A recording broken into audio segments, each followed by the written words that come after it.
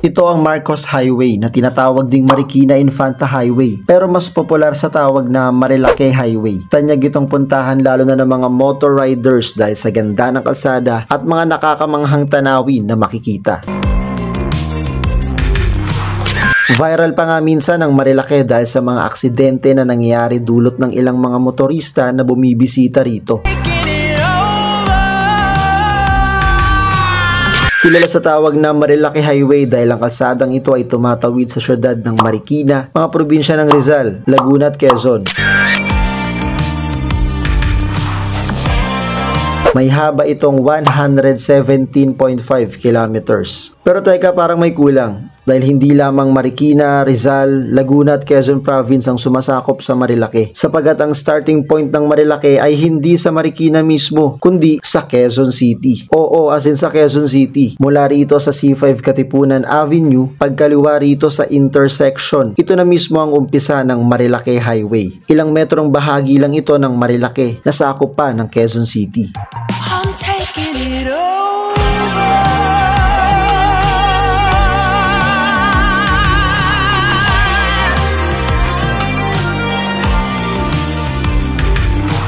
At sa video na ito ay samahan nyo akong lakbayin ng Marilake Highway at tunguhin ang pinakadulong bahagi nito. Pero bago tayo magsimula ay palike naman ang video na ito at mag-subscribe sa mga hindi pa nakasubscribe at mag-comment kung taga saan ka para ma-shoutout natin sa susunod na vlog. Kaya shoutout kay Wilfreda Ranes from Taguig and Bontoc, Southern Leyte. Reynold Megalios from Cebu. Sunnyboy Mompel from Bato, Leyte. Jubes from Valenzuela. Mga ka-YouTubers from Palo, Leyte. Ronald Cagente from Carigara, Leyte. Ronald Dosal from Bohol. Charlie Lepalma from Calaguise, Leyte, Leyte. Alex Mestola from Merida, Leyte. At Pio Manaog from Matagok, Calubian, Leyte. Tara na sa biyahe na to from Quezon City to Infanta, Quezon Province. Mula sa umpisa ng Marilake Highway hanggang sa dulo nito. Let's go! Yo, good morning sa ating lahat guys at welcome dito sa ating panibagong vlog. At ngayong umaga na to sa video nito guys ay pupunta tayo ng Infanta sa Quezon Province. At dito tayo ngayon magsisimula o sa starting point nitong Marcos Highway. Yo guys. At nandito tayo ngayon guys sa starting point nitong Marcos Highway o mas kilala sa tawag na Marilake Highway. So nandito ako ngayon sa may C5 Katipunan. And then dito sa may kanan natin, yung kanan na yun guys ay papuntang Cubao, Aurora Boulevard na yan. Tapos ito sa may kaliwa, as in pagkaliwa natin dito, yan na yung mismong umpisa ng Marilake Highway o Marcos Highway. So ibig sabihin hindi lang pala Marikina, Rizal, Laguna at Quezon ang bahagi ng Marilake, kundi mismo rito sa Quezon City. So itong parte na to guys, pagkaliwa natin dito, as in ito ay parte na to ng Marcos Highway o Marilake Highway na kung saan maliit na portion ay parte ng Quezon City. So ibig sabihin may ilang metro itong Marcos Highway na bahagi ng Quezon City. Syempre diba, dahil kilala lang natin ang Marilake sa pinaikling Marikina, Rizal, Laguna at Quezon Highway. So ayun. At ito guys, papasok na ng Marikina City. So oras pa lang ngayon guys ay 5:55 AM. Medyo malamig pa ang pakiramdam ngayon dahil malamig pa ang simoy ng hangin dito sa bahagi ito ng Marikina. Napakaganda ng pagmasdan ng sikat ng araw guys sa unahan mula pa lang dito sa may Marikina City. Tapos may intersection guys, may kaliwa, kanan, pero diretso tayo dito.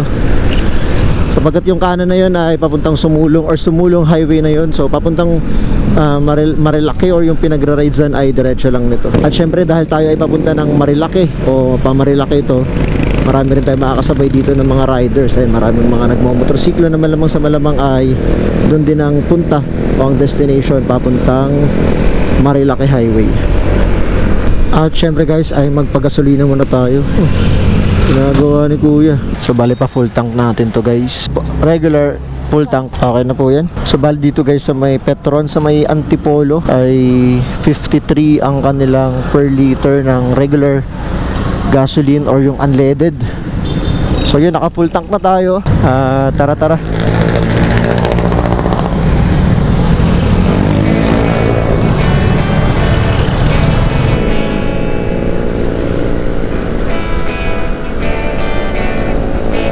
Tapos bungad pa lang nitong Marilake Highway guys ay ayun, makikita natin itong napakagandang bundok na to.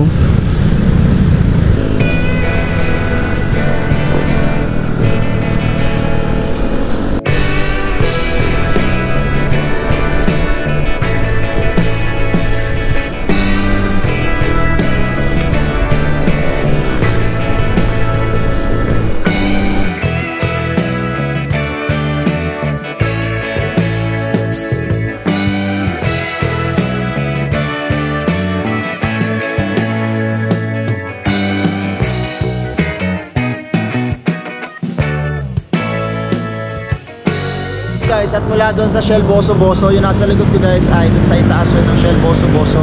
At pababa yun. Pero huminto muna kami saglit dito sapagkat nakita lang namin yung white na yun. Ayun, yun ay isang bundok o bahagi ng Sierra Madre. Pero may parte doon guys na kulay puti na yung bundok kasi nakalbo na yung bundok dahil yun ay minimina para maging graba. Yung graba yung mga nilalagay natin sa bahay o hinahalo sa semento.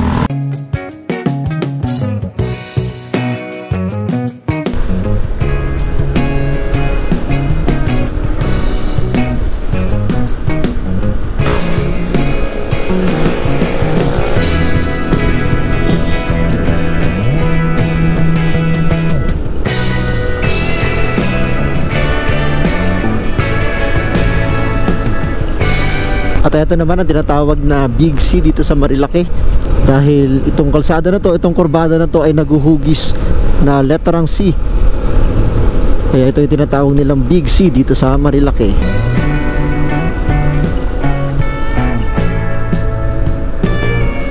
Meron naman tayo ditong dadaan ng isang kurbada muli guys. At ito ang tinatawag nilang Devil's Corner dito sa Marilake.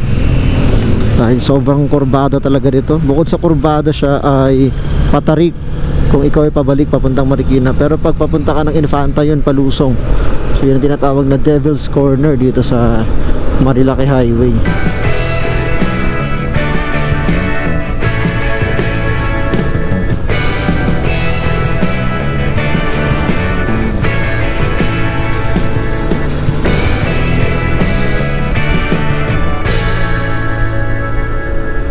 Mula C5 Katipunan sa Quezon City ay aabutin lang ng mga 1 oras papunta rito sa Tanay Rizal. Ito ay nagiging pangunahing puntahan ng mga taga Metro Manila upang magpalamig dahil malamig ang klima sa bahaging ito ng Marilake Highway, Tanay Rizal. Ayon sa Weather Spark, buwan ng Enero nararanasan ang pinakamalamig na temperatura sa lugar na bumababa hanggang 22 degrees Celsius. At the toe and tie-dye, wonder where this fairy came from. She's from heaven. Heart size of the Amazon, hand steady, hair long, holding fire in her hands. She starts to dance. Oh, mystical, magical, beautiful queen of the night. Ooh, Shiva by her side. I know that's right. Make way, damn. Don't play, cut it off. Grow back, throw back.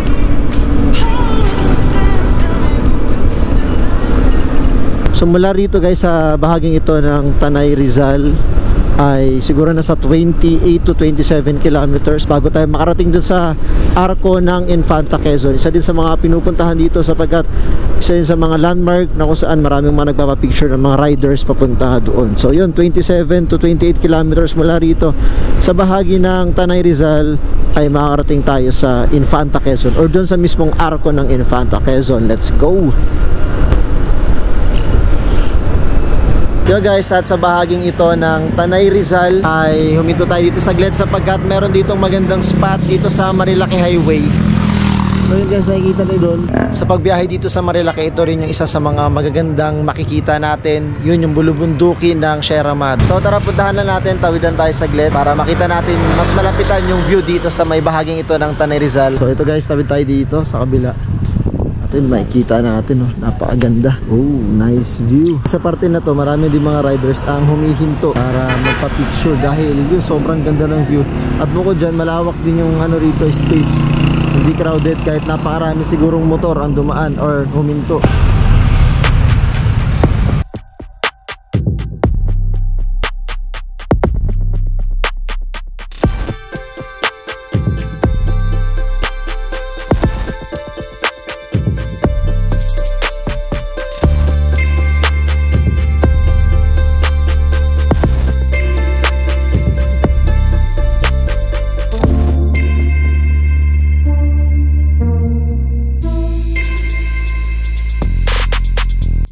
So guys, at dahil nandito na rin naman kami sa magandang spot dito sa bahagi ng Tanay Rizal dito sa Marilake, ay aalmusal muna kami, snacks muna kami.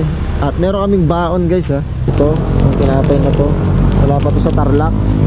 Shoutout nga pala kay Ate Jane at kay mama na nagbigay nito. Yun, tapos meron din kaming baon.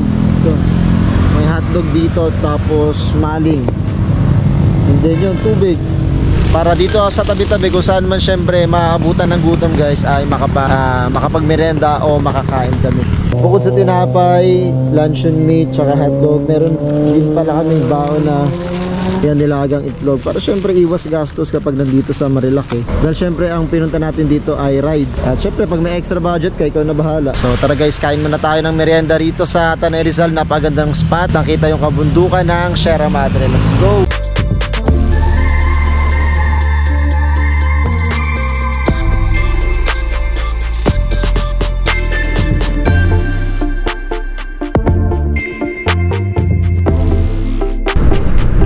Ang galing oh, may malaking ano.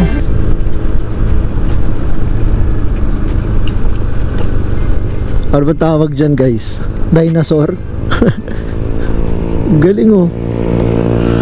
Red Keeps. Napakaangas.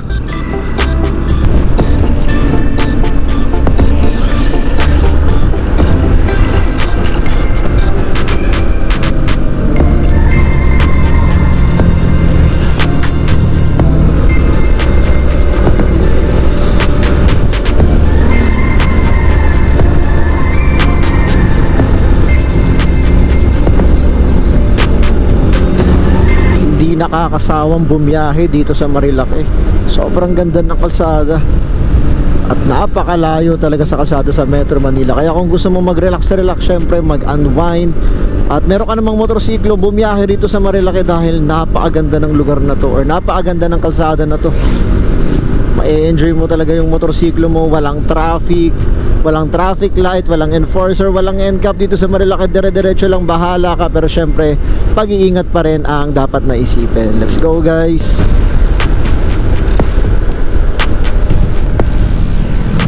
At sa bahaging ito ng Marilaki guys, ito yung tinatawag nilang Lagusan.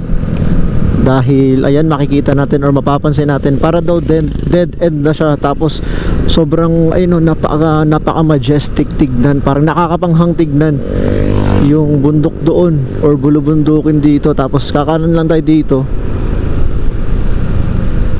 guys oh.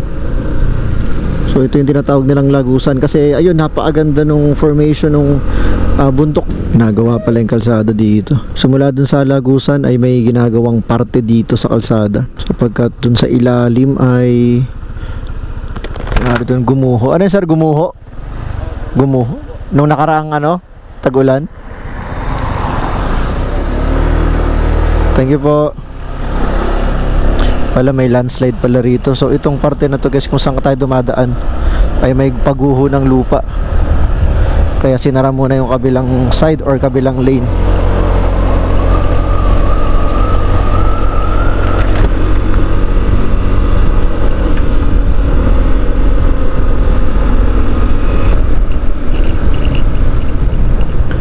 Ayun, so dito sa area na to guys ay matatanaw natin dito ang windmill farm ng Pililla Rizal. May mga kainan din pala dito at ayun, maraming mga humihintong riders. Ayun o, dun sa unahan o. So yun guys.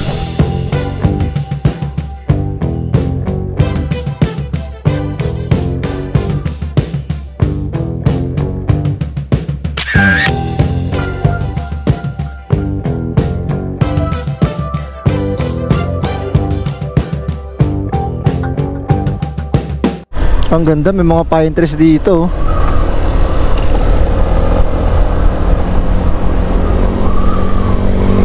Bale, itong dinadaanan natin guys sa parte ng Marilaki ay bahagi ng Santa Maria, Laguna. So yun, nakadaan tayo sa Marikina, Rizal Province, tapos itong Laguna. So ito ay bahagi ng Santa Maria, Laguna. Tsaka ang ganda dito kasi may mga pine trees. Di ba pag may mga pine trees, alam mo talaga na yung lugar ay malamig talaga.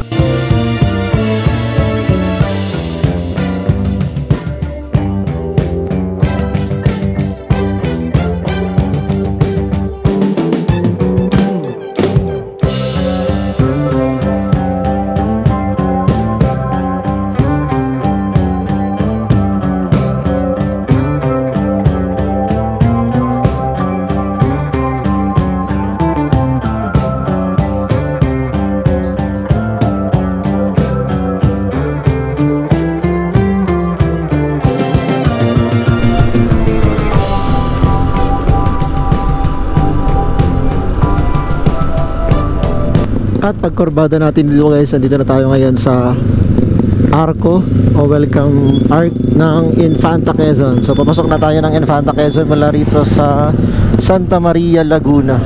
Grabe, sobrang daming riders dito. Ayan guys, mabuhay Infanta. So ito na yung Arco ng Infanta Quezon. Mula rito sa Santa Maria, Laguna ay papasok na tayo ng Infanta Quezon. At yun, may mga kainan din pala rito. And then meron ditong resort, kilometer 90 Little Baguio Botanical Garden. Ayan, makikita natin dito sa gilid. So yun, napakaraming riders dito guys. Pero hindi na tayo hinto rito dahil masyado ng maraming riders. Masikip na rito sa parte na to ng Arco. Kaya diretso na tayo guys. Puntahan natin ang dulong bahagi nitong Marilaki Highway o Marikina, Rizal, Laguna, Quezon o Marcos Highway. Tara guys, let's go!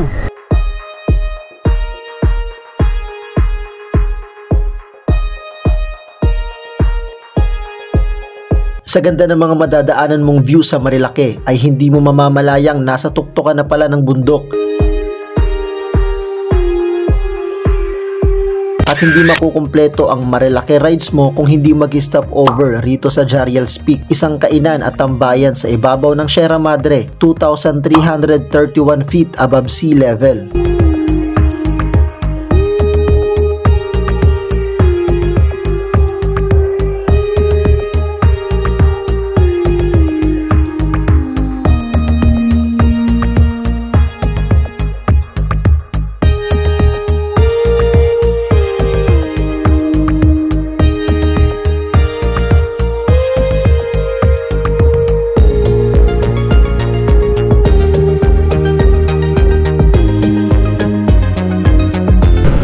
Ganda talaga ng kalsada rito.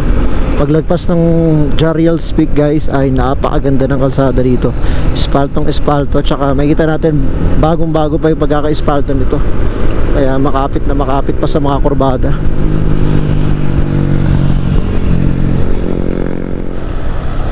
Yo guys, along Marilaki, as in dito sa Marilaki, gilid lang ng highway guys, ay bumalik ako saglit sapagkat meron ako ditong na-discover na isang falls, or meron ako nakita ditong isang falls na napakaganda oh. May mga bata pa dun oh. So ayun lang guys, ito yung highway ng Marilaki. Doon tayo galing ha, umikot lang tayo, nag-U-turn lang ako sapagkat meron ditong falls oh, di ba? Napakaangas din oh. Gilid lang siya. Ayun guys oh, ito highway. Yun lang, siguro mga 20 meters lang. Ayun na yung falls oh. Napakaganda ng falls. At walang nagbabantay, walang entrance fee. Pero wala ring cottage dito, bale titingin lang tayo dito. At may isang tulay pa ulit. So sa bahaging ito ng tulay dito sa may Marilaki ay meron ditong falls guys, ang Kakawayan Falls. Yan, Kakawayan Falls Campsite. Ang Kakawayan Falls Campsite ay nasa ibaba lang nitong tulay na ito.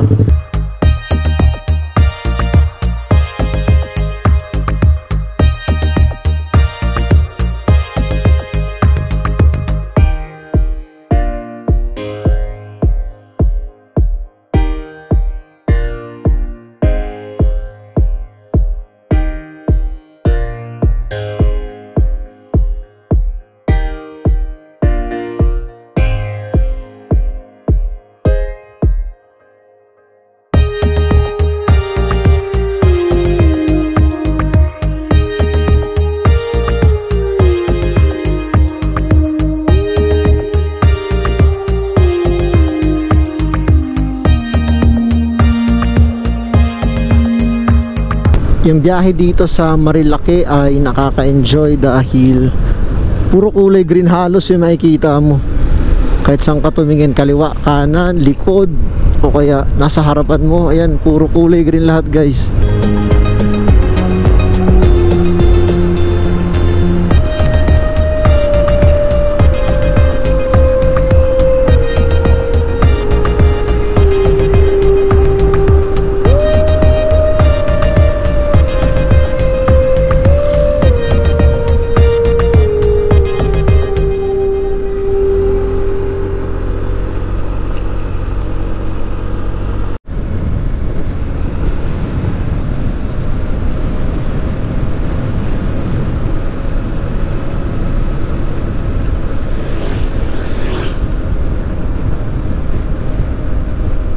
Yeah guys, at kung wala kayong Google Map, nalobat kayo, so gamitin natin itong marker. So nasa itaas nakalagay K118. Ibig sabihin mula dun sa Luneta Park ay 118 kilometers itong kung saan tayo ngayon, mula dun sa Luneta Park dun sa may kilometer 0. Tapos sa baba may nakalagay letter I, yun ay Infanta. So papunta sa Infanta town proper ay 15 kilometers. So ibig sabihin ay 118 kilometers yung distance dito. At sunod na bayan, Infanta. Syempre Infanta na to, pero nakalagay doon ay Infanta, 15 kilometers papunta sa town proper ng Infanta. So tara guys.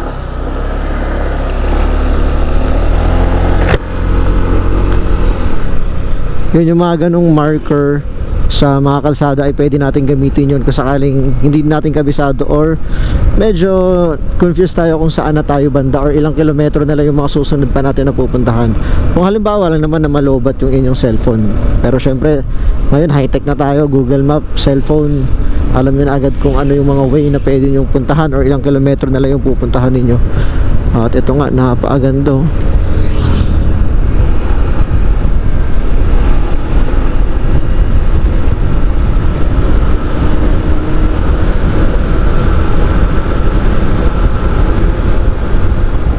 Nakita ko nga guys, kulay green.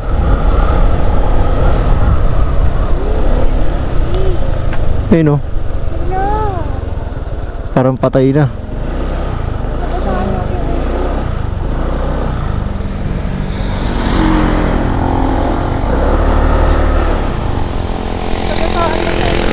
Oo nga. Ayun guys o, kaya aso. Bata pa, pero nasagasaan na siya. Boy pa siya, pero yung ulo niya wala na. Tara. Yun lang, na-curious lang ako sa ahas na yun. Kala ko buhay pa. May makikita tayo dito guys na signage nakalagay Infanta, diretso lang daw. General na car, diretso lang din. Real Quezon ay pakanan. At approaching tayo dito guys sa pinakadulong bahagi o endpoint nitong Marilake Highway.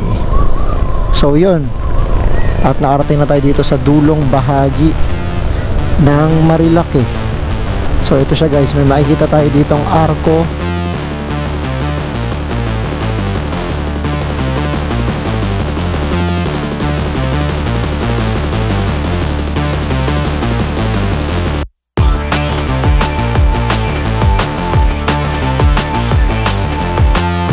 Yo guys, nandito na tayo sa pinakadulong bahagi ng Marilake. At sa vlog nga na ito ay napuntahan na nga natin itong pinakadulong bahagi ng Marilake. So ang starting point ng Marilake sa Manila ay ang Quezon City, pagtawid o pagkaliwa natin doon sa may C5, sa may Katipunan papuntang Marikina. At dito naman yung kanyang endpoint or dito nagtatapos sa intersection na ito. At meron tayong makikita ditong arko o marker na kung saan ito yung nagtatakda ng endpoint o katapusan ng Marilake Highway o ang Marcos Highway. At may makikita tayo doon na kalsada guys, yun ay papunta ng Real Quezon, at doon naman sa kabila, sa kanan natin, yun ay papunta naman sa Infanta Town proper, tapos papunta rin yun ng General Nakar, dito pa rin sa Quezon Province. Tapos dito tayo nanggaling kanina guys, yun yung papuntang Marilake.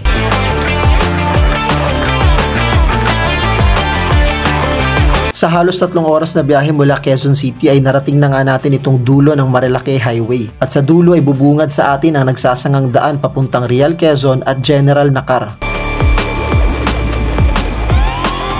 Sa biyaheng ito, may mga bagay akong natutunan. Una, masayang gumala. Ilang araw tayo nagtatrabaho kaya't ilaan ang araw ng pahinga sa makabuluhang pagod. Pangalawa, pwedeng gumala nang hindi gumagastos ng malaki basta't may panggasolina tapos magbaon na lang, di ba? Pwede na. At ikatlo, napakaganda ng mundo dahil sa pagbiyahe sa Marilake ay ipapakita sa iyo ang ganda nito. At hanggang dito na lang nagtatapos ang vlog nating ito. Kung nakabiyahe ka na sa Marilake ay i-share mo naman sa comment section ang naging experience mo. Pero kung hindi pa, gusto mo bang maranasang makabiyahe sa Marilake Highway? Hanggang sa susunod na vlog guys, paalam!